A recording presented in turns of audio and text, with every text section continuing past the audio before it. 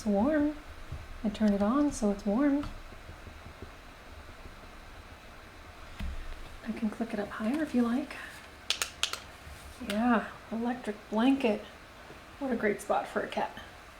Okay.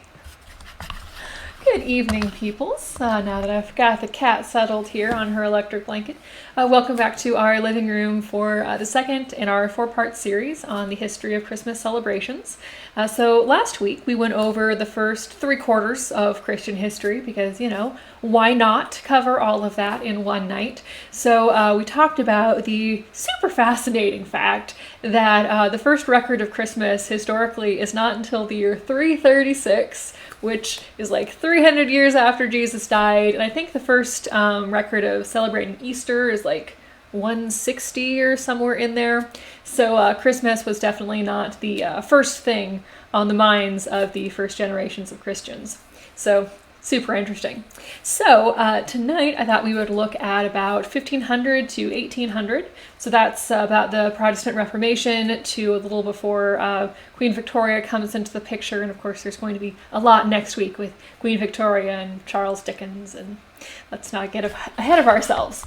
So of course, in 1517, Martin Luther kicked off the Protestant Reformation by attaching his 95 Theses to the door of a church.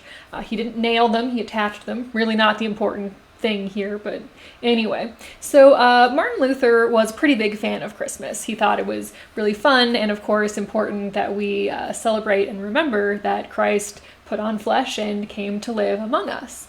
But Martin Luther, was separating from the Catholic Church, and so he wanted to make sure that the way that we worship has a reason to it, not just because we've always done it that way or because of popular custom. So yes, Dickensian stuff next week. So he kind of stopped the celebration of Saints' Days and really stuck to more Jesus-centric things. So, for example, there's a tradition of exchanging gifts on St. Nicholas Day, which is that a couple days ago, I think it was this week, rather than on Christmas. But Martin Luther said, hey, since we're not celebrating Saints' Days anymore, let's keep the idea of giving gifts to each other, but do that on Christmas Eve instead of St. Nicholas Day. So there was a sermon that Luther preached on Christmas that I want to read a little bit of because it was pretty great. So Martin Luther was asking, rhetorically, if we had been there in Bethlehem, would we have been more welcoming to this very pregnant young woman and the child who was born and laid in a manger? And so Luther is imagining us saying, if only I had been there. So he says, you only say that because you know how great Christ is. But if you had been there at that time, you would have done no better than the people of Bethlehem. Why don't you do it now? You have Christ in your neighbor. You ought to serve him, for what you do to your neighbor in need, you do to the Lord Christ himself. Which is quite lovely and still quite apt. I don't think I wrote down the year for that. So the Christmas tree comes into play around in this chunk of period. So in 1539, a Protestant reformer, Martin Bucer, brought a Christmas tree into Strasbourg Cathedral in Germany. There is some evidence of evergreen trees being used as Christian symbolism before, like even in like the 8th century, but it wasn't specifically Christmas related. There's also a popular idea of attributing Christmas trees to Martin Luther. Not entirely sure there's really documentation for that, but it seems like the sort of thing he would have enjoyed. Luther seems like he would have liked that kind of thing, because he liked Christmas. So there's also an Eastern European custom of hanging food like fruits and goodies and things on trees in the Christmas season. So in 1604, there's a record of that the trees are customarily decorated with paper roses and apples and cookies and tinsel, which is really neat. I have never thought of putting paper roses on a tree, but I mean that's something that pretty much anybody could make out of supplies on hand that wouldn't have been super, super expensive in the scheme of things.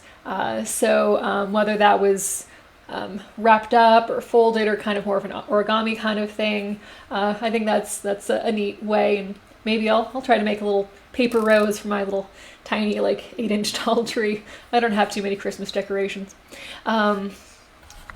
Yeah, so very fun fact about Christmas trees, and I think this might be one of my favorite facts of the week. So because the custom of Christmas trees is like historically Protestant and didn't come up until after the Protestants and Catholics had split off, and the two branches of Christianity had a bit of a grudge against each other for a while. We're much more civil now, fortunately. I have several great Catholic friends, but they really didn't want to do the things that the other was doing. So, because Christmas trees were Protestant and not Catholic, it was not until 1982 that there was a Christmas tree in the Vatican. For my perspective, that's still a while ago because I hadn't been born yet, but 1982 is several centuries after Christmas trees started to be a thing. So I just think that's a fun fact because, of course, we think of Christmas trees as, a pretty big symbol of the season and fairly inoffensive and, not controversial, and yet because it was seen as representative of the divide that Protestant Christians would decorate with Christmas trees, but Catholic Christians would decorate with nativity scenes. And so those two things were pretty separate until fairly recently in our history. Fun fact. I definitely own more nativity scenes and Christmas trees. I've got one here that my niece made. It's art. This one I got, like 10 years ago. It's holding up pretty well, come to think of it. And then a little plastic one that lights up. And anyway, still haven't gotten out all my small box of Christmas decorations yet because it's still Advent. It's not Christmas yet. So, moving on a generation in the Protestant Reformation.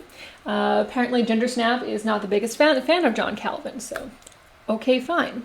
So John Calvin didn't have the same view of Christmas as Martin Luther does. John Calvin was a very serious man, very cerebral, and probably would not have been super fun at dinner parties.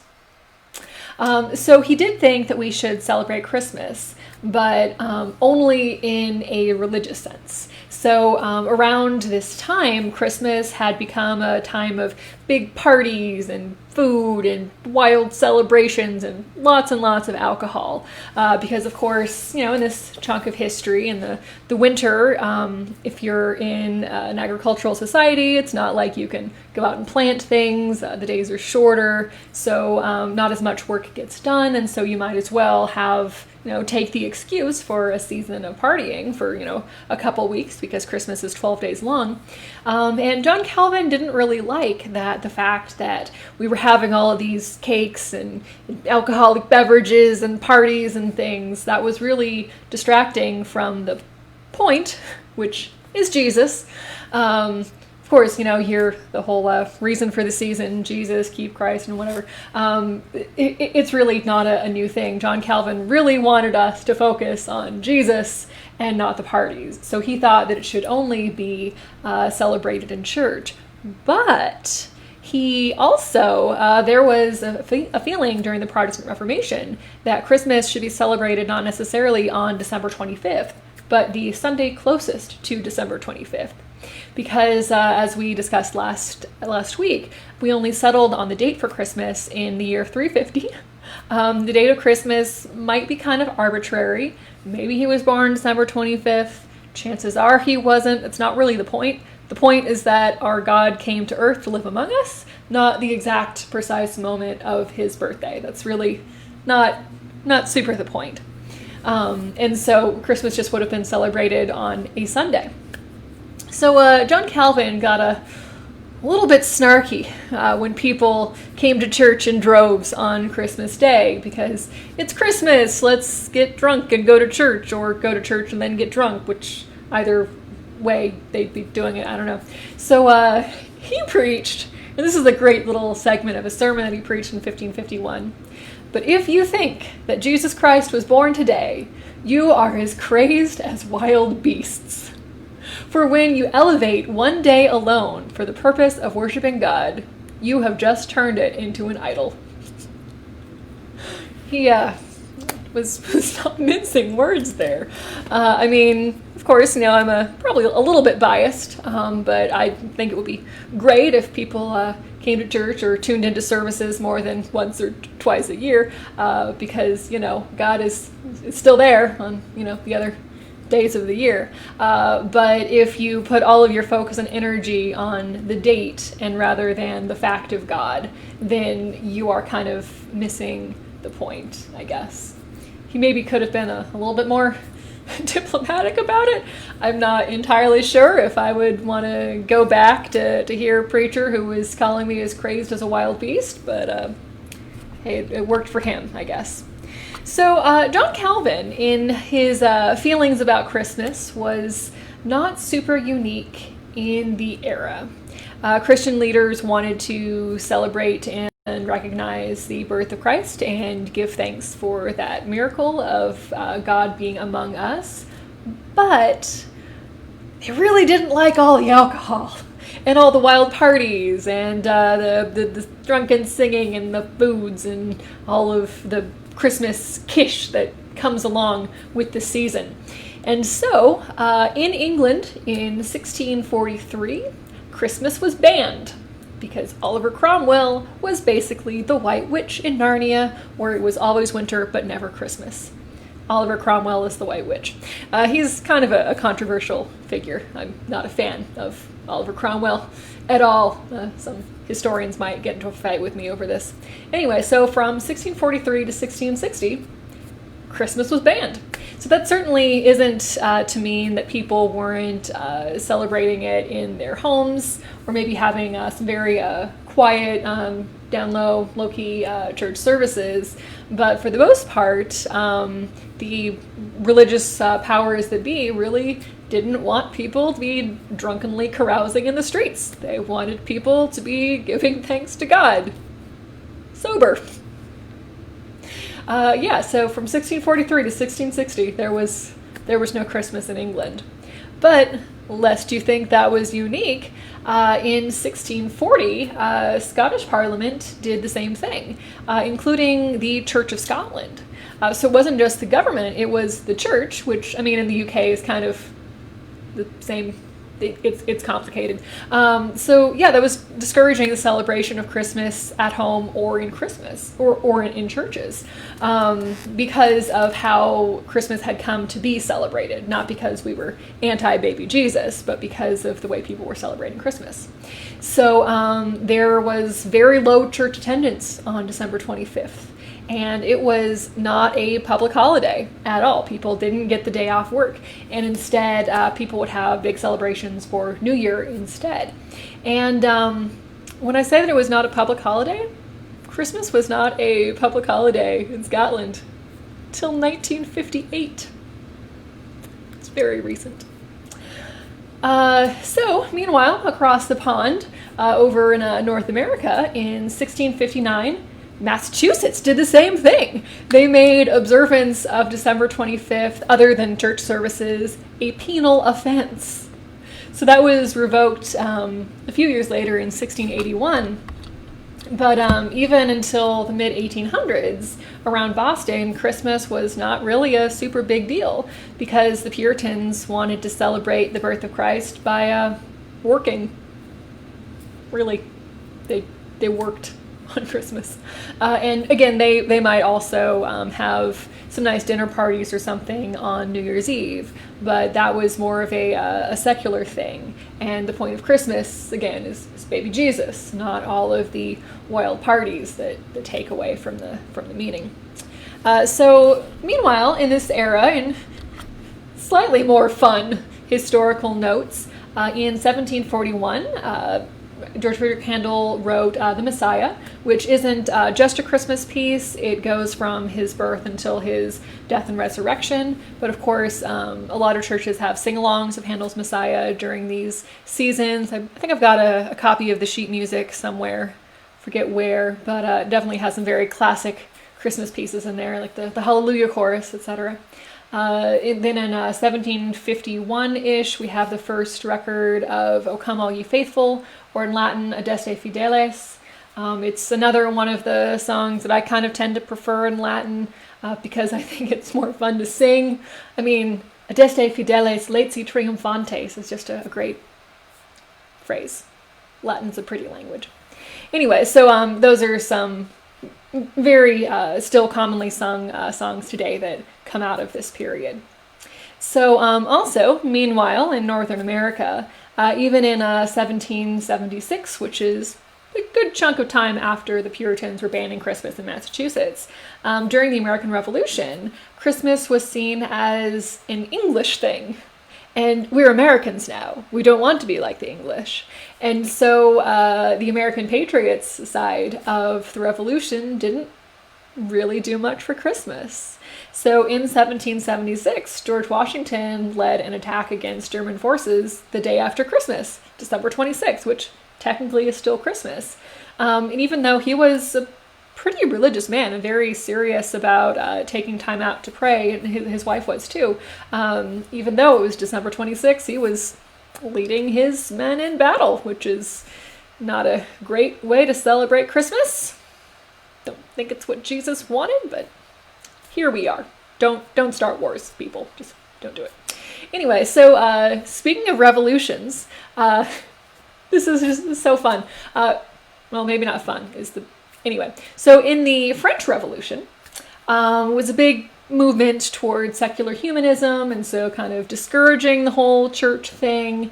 And so instead of having king's cake, which in our church we often have in January, and put a little baby inside one of the pieces, Jesus, and then the purple and green sprinkles. And anyway, so the king's cake in France, instead of calling it king's cake, they would call it equality cake.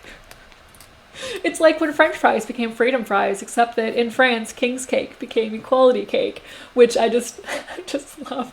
It's like, okay, well, clearly we can't stop people from baking these king's cake, but gosh darn it, they're gonna call it equality cake because we are all secular humanists now. Anyway, so as I was saying last week, there's a lot of the trappings of Christmas that we just don't give a second thought to. I have never known a Christmas that didn't have Christmas trees around or Christmas lights in windows. Fun fact, in California, people will hang plastic icicles from their roofs. It wasn't until I was in my mid-20s that I saw actual icicles hanging from buildings, and it like blew my mind. And I was trying to explain to the people that I was with that, well, in California we have plastic icicles, and they didn't think I was serious. I was. Anyway, but you know, the trees and the lights and the ornaments and the wrapping paper and then the ribbons and the Santa hats and the Christmas cards. We'll get into that next week. We think of these as pretty essential accessories to the Christmas season, but they're all really quite new in the scheme of things. And no matter what we take away, whether it's the decorations or the hot cider or the trees or the presents or any of these things, what comes down to the heart of it is that God came to earth to be among us. And that miracle is still a miracle, no matter how we're able to celebrate it, no matter who we're with, no matter how small our gathering is. And I hope that our gatherings are small this year. And I hope that Christmas is all the more special next year when we are able to gather together and sing and hold candles and hold hands and pray together. So this Christmas will definitely look pretty different from the Christmases that we've known before. But the Christmases that we've known before in the scheme of Christian history have not been like the others because these celebrations have changed so much over time. So I just think that those are some things to keep in mind in this season of change and adaptation and improvising and learning new technical skills. And so, peoples, I hope that you are having a meaningful Advent season, however you are spending it, and may your days be merry and bright.